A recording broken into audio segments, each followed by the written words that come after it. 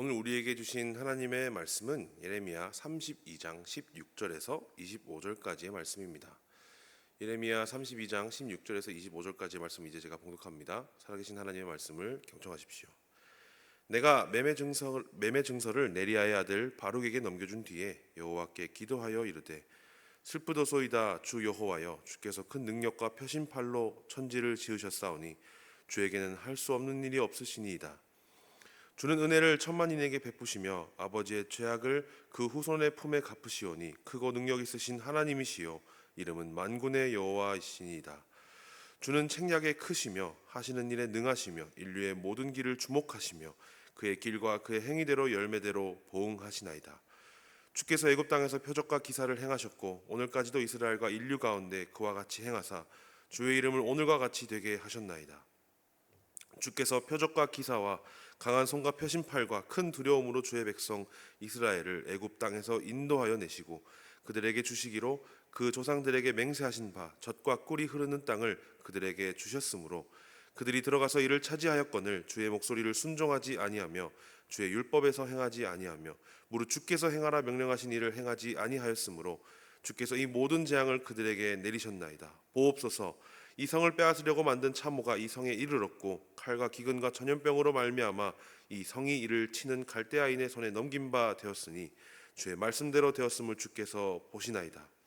주 여호와여, 주께서 내게 은으로 밭을 사며 증인을 세우라 하셨으나 이 성은 갈대아인의 손에 넘기신 바 되었나이다.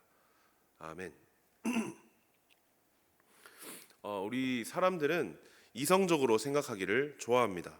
이성적이라는 것은 어느 정도 합리성을 내포하고 있는 의미이죠. 그러니까 우리 사람은 어떤 일을 하고 의견을 제시하고 말할 때 우리는 합리적으로 판단하고 결정을 내린다라는 뜻입니다.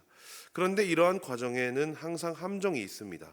자신의 생각과 의견이 이성적인 것과 합리적인 것의 결과가 내가 옳다라는 것으로 이어지기 때문입니다. 쉽게 말해 내가 생각했을 때 이성적인 이 의사결정이 합리적이므로 나는 옳다라는 착각에 빠진다는 것이죠. 우리 사람의 경험과 이성은 제한적입니다. 겪을 수 있는 경험도 제한적이고 태생적으로 가지게 되는 지능이 모두 다르듯이 이성 또한 다르게 작용할 수 있습니다.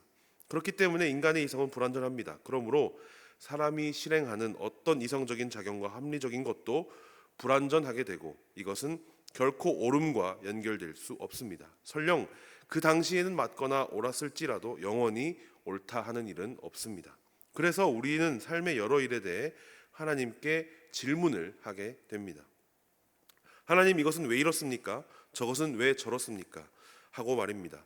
그러나 말씀이나 설교를 통해 듣는 하나님의 말씀은 너무 비이성적이고 비합리적이다라고 느낄 때가 있습니다. 그렇다면 하나님의 말씀이 불완전하거나 옳지 않은 것일까요? 이 질문에 대한 대답은 오늘 말씀을 통해 알아봤으면 좋겠습니다. 오늘 본문의 구성은 크게 세 가지로 나눠볼 수 있습니다. 16절에서 22절의 말씀은 예레미야의 찬양 부분입니다. 예레미야가 하나님께 기도를 드리게 된 상황이 묘사된 다음 하나님의 성품과 능력을 찬양하고 있는 부분입니다.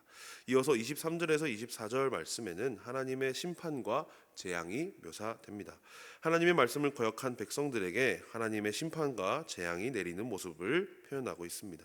마지막 25절에는 의문문으로 끝나지는 않지만 문맥상 예레미야는 하나님의 이러한 행동을 두고 문제를 제기하며 오늘 본문은 맞춰지게 됩니다.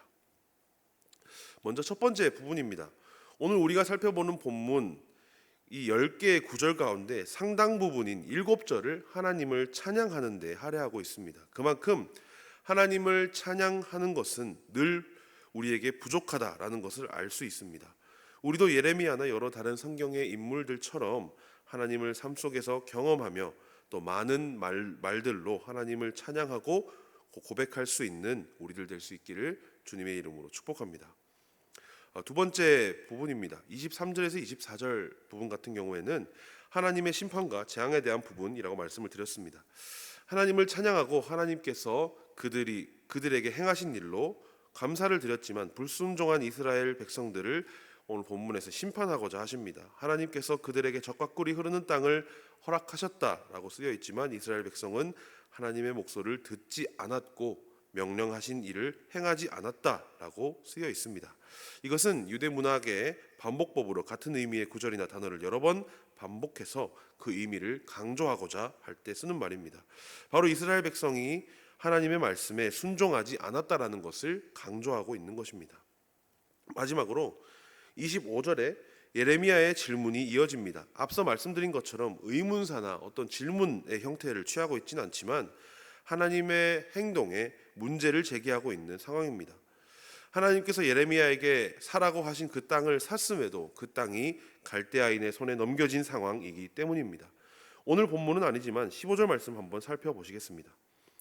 만군의 여호와 이스라엘의 하나님께서 이와 같이 말씀하시니라. 사람이 이 땅에서 집과 밭과 포도원을 다시 사게 되리라 하셨다 하니라.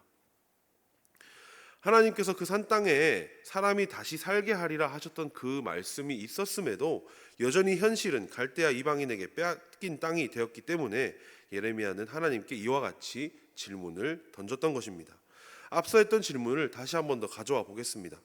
이처럼 우리 삶에 있어서 설교나 말씀이 예레미야의 상황처럼 주시겠다 했던 그 땅이 지금 당장 우리에게 없다면, 곧 이성적이거나 합리적이지 않는다면 그것은 하나님의 말씀이 틀렸다라는 뜻일까요?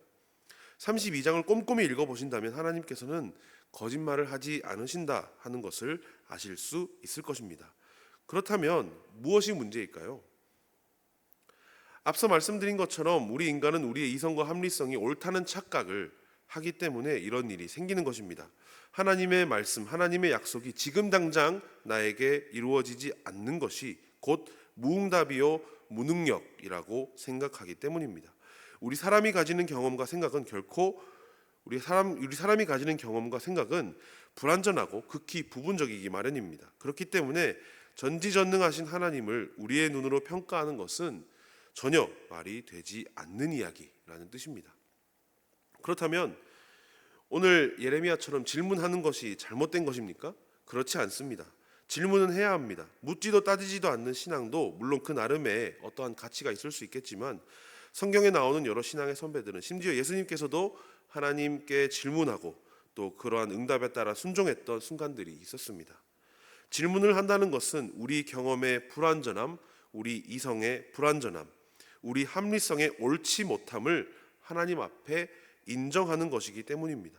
질문을 해서 하나님께 답을 받는 것이 하나님과 더 친해지는 교제의 시작이며 그것이 우리 신앙의 초석이 되기 때문입니다. 그렇기에 우리는 늘 하나님 앞에 겸손해야 합니다. 물론 우리의 연약한 모습 때문에 우리가 교만하거나 또 하나님을 믿지 못하는 죄를 짓는다고 해도 여전히 하나님은 우리와 소통하기를 원하시고 또 교제하기를 원하십니다. 예레미야가 하나님께 현실의 상황을 인정하며 올려드리고 또한 그 말씀대로 순종하고 자신의 이성과 또 합리성보다 하나님의 말씀을 우선시했던 그처럼 우리도 예레미야처럼 살 수 있기를 주님의 이름으로 축복합니다. 기도하겠습니다. 찬양받기 합당하신 하나님, 우리 인생에 하나님께서 행하신 일들과 능히 행하신 주님의 권능을 찬양합니다. 오늘 본문의 이스라엘 백성들처럼 순종하지 않고 심판받는 사람이 아닌 예레미야처럼 현실의 문제에 포기하거나 하나님을 탓하는 것이 아니라 주님께 나와 질문하며 우리의 신앙이 더 깊어지기를 원하고 하나님과 더 깊은 교제를 또 그런 소통을 나누는 우리들 될 수 있기를 원합니다. 새로운 한 주도 우리와 함께 해주시기를 바라며 살아계신 예수 그리스도의 이름으로 기도합니다. 아멘.